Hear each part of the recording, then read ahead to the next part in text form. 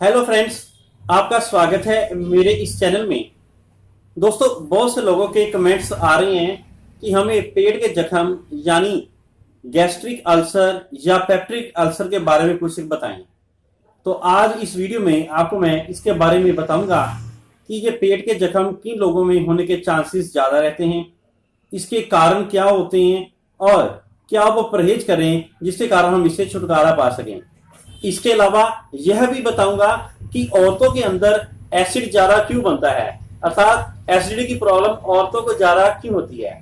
तो ये सब जानने के लिए आप वीडियो को लास्ट तक देखें और जो दर्शक नहीं हैं उनसे रिक्वेस्ट है कि मेरे चैनल को लाइक करें और सब्सक्राइब करें। दोस्तों, पेट के जख्म के बारे में बताने से पहले कुछ एक जरूरी बातें जो पेट की फिजियोलॉजी से संबंधित है वो मैं बताना चाहूंगा कि जब भी हम खाना खाते हैं, खाना खाने के बाद जब हमारे पेट पे पहुंचता है तो वहां पर एक हाइड्रोक्लोरिक एसिड नाम का एसिड पैदा होता है। यह एसिड दो प्रकार से कार्य करता है। पहला यह है कि अगर हमारे खाने के बीच में किसी प्रकार का कोई बैक्टीरिया एंटर कर गया हो तो ये इस एसिड से नष्ट हो जाता है। दूसरा इसका कार्य यह है कि जो कुछ भी हम खाते हैं उसको पचाने में यानी डाइजेशन करने में यह सहायक होता है। अब आपके मन में यह प्रश्न आएगा कि अगर यह हाइड्रोक्लोरिक एसिड हमारे पेट में पैदा हो रहा है तो हमारे पेट को नुकसान क्यों नहीं करता है। तो इसका प्रबंध भी कुदरत ने बहुत अच्छे से किया है कि हमारे पेट के अंदर चारों तरफ एक लाइनिंग यानी कवरिंग दी हुई है जिसको हम म्यूकस मेम्ब्रेन कहते हैं। यह पानी या झिल्ली जैसी एक परत होती है जो कि पेट की लाइनिंग को हमेशा कवर करके रखती है, जो हमें हाइड्रोक्लोरिक एसिड के नुकसान से बचा के रखती है। और दूसरी बात, जब कभी यह म्यूकस मेम्ब्रेन खराब हो जाए या किसी कारण से इसमें किसी प्रकार की गड़बड़ हो जाए तो उस समय यह एसिड हमारे पेट की दीवारों को खाना शुरू कर देता है, जो कि आगे जाके पेप्टिक अल्सर का रूप ले लेता है और इसी को ही हम पेट में जख्म या पेप्टिक अल्सर बोलते हैं।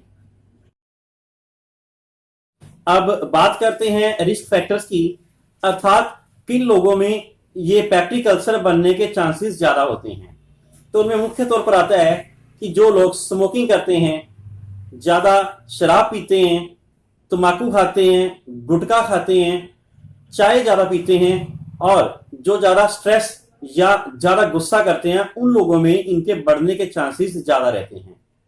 इसके अलावा जो लोग कोल्ड ड्रिंक्स का सेवन बहुत करते हैं, चाहे वो कोक हो, पेप्सी हो या अन्य कोई भी हो, उनके अंदर यह पेप्टिक अल्सर बनने के चांसेस ज्यादा इसलिए रहते हैं क्योंकि यह कोल्ड ड्रिंक्स शरीर के अंदर जाकर हाइड्रोक्लोरिक एसिड की मात्रा को बढ़ाने का काम करते हैं, मतलब उनकी सिक्रीशंस को बढ़ा देते हैं और जितना ज्यादा सिक्रीशंस बढ़ेगी उतना ज्यादा चांसेस हैं हमारे पेट के अंदर पेप्टिक अल्सर बनने के। अब कई लोगों के मन में ये आता है कि ये एसिड की प्रॉब्लम तो ज्यादातर लेडीज में पाई जाती है, लेकिन वो ना तो शराब पीती हैं ना वो स्मोकिंग करती हैं, तो उनके बीच में ये पेप्टिक अल्सर या एसिडिटी बनने के कारण क्या हो सकते हैं। तो उनमें मुख्य तौर पर कारण ये होते हैं कि लेडीज जो हैं वो अपना खाने का टाइमिंग प्रॉपर नहीं रख सकती हैं। कई बार वो दोपहर 2 बजे खाती हैं, कई बार 3 बजे, कई बार 4 बजे और कई बार तो खाती ही नहीं है, रात को भी उनके साथ ऐसा ही होता है। तो जब भी हम कभी अपनी खाने की टाइमिंग को डिस्टर्ब करेंगे तो ये चांसेस बढ़ जाएंगे एसिड बनने के। और दूसरी बात है, लेडीज ज्यादातर तीखा चीज यानी मिर्च मसाले चीज खाना पसंद करती हैं जो कि एसिडिटी को बढ़ावा देती हैं। अगला कारण है कि लेडीज के अंदर स्ट्रेस जो है वो ज्यादा होती है, क्योंकि लेडीज कई बार घर की बातों को लेकर टेंशन में आती हैं, कभी पति को लेकर, कभी बच्चों की पढ़ाई को लेकर। इस तरह से उनकी टेंशन हमेशा रहती है और जितना ज्यादा हम स्ट्रेस लेंगे या जितना ज्यादा गुस्सा करेंगे उतना ज्यादा हमारे शरीर के अंदर हाइड्रोक्लोरिक एसिड बनेगा। और एक बात का ख्याल रखना कि जब हम कभी भी स्ट्रेस में होते हैं तो उस समय हम ज्यादा चाय पीने की कोशिश करते हैं और ज्यादा चाय पीने से हाइड्रोक्लोरिक एसिड और ज्यादा बनता है। और इसके बाद जब हम स्ट्रेस में होते हैं तो हमें भूख कम लगती है, जो कि एसिडिटी को और बढ़ावा देती है। तो जब भी हम स्ट्रेस में होंगे हम खाना कम खाएंगे, उसकी टाइमिंग बिगड़ जाएगी और ज्यादा चाय पिएंगे तो ये सारे का सारा इकट्ठा होकर हाइड्रोक्लोरिक एसिड की मात्रा को बढ़ा देता है जो कि हमारे शरीर के अंदर, जो पेट के अंदर म्यूकस मेम्ब्रेन है उसको वो नष्ट कर देती है और ये हमारे अंदर जख्म बनने शुरू हो जाते हैं। अब बात करते हैं लक्षणों की कि कैसे पता करें कि हमारे अंदर पेप्टिक अल्सर बन रहे हैं। देखिए दोस्तों, जो अल्सर है वो कभी भी एक दिन में नहीं बनता है, इसको बनने में कई महीने लगते हैं और कुछ ही लक्षण हमारे अंदर प्रकट होने शुरू हो जाते हैं, लेकिन हम उनको इग्नोर करते हैं और ये आगे जान के पेप्टिक अल्सर का रूप धारण कर लेते हैं। जिनमें से मुख्य है कि हमारे पेट में जलन होना। जब किसी को भी थोड़े से ही खाना खाने पर या कोई भी चीज खाने पर अगर जलन होनी महसूस हो जाए तो इसका मतलब है उसके अंदर एसिडिटी बढ़ रही है, मतलब उसके अंदर हाइड्रोक्लोरिक एसिड ज्यादा बन रहा है और उसके मुकाबले वो जो है खाना कम खा रहे हैं या उल्टा पुल्टा खा रहे हैं। जो मुख्य लक्षण है वह है कि पेट में, छाती के बीच में यहाँ पर एकदम तेज दर्द होती है और यह दर्द खास तौर पर खाना खाने के बाद होती है। और अगर हम कोई ठंडी चीज या पानी वगैरह पिए तो ये दर्द कम हो जाती है। तीसरा इसका निशानी है कि मरीज को उल्टी आती है या उल्टी आने को मन होता है और उसके मुंह में कई बार बहुत सा कड़वा सा जैसे पानी आ जाता है, ऐसे महसूस होता है। अगर आपके अंदर भी ये लक्षण पाए जा रहे हैं तो आपको अपने डॉक्टर से मिलकर एक अल्ट्रासाउंड जरूर करवा लेनी चाहिए ताकि इसको जल्दी से रूल आउट किया जा सके। अब बात करते हैं उपचार की कि अगर किसी को जो पेप्टिक अल्सर हो जाए तो वो क्या करे।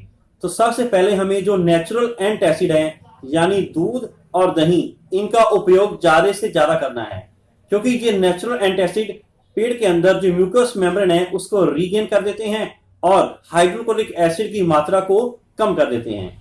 इसलिए दूध और दही इनका उपयोग ज्यादा करना चाहिए, लेकिन एक बात का ख्याल रखना कि दही को रात के समय नहीं खाना चाहिए, नहीं तो जो एसिडिटी को और बढ़ा देगी।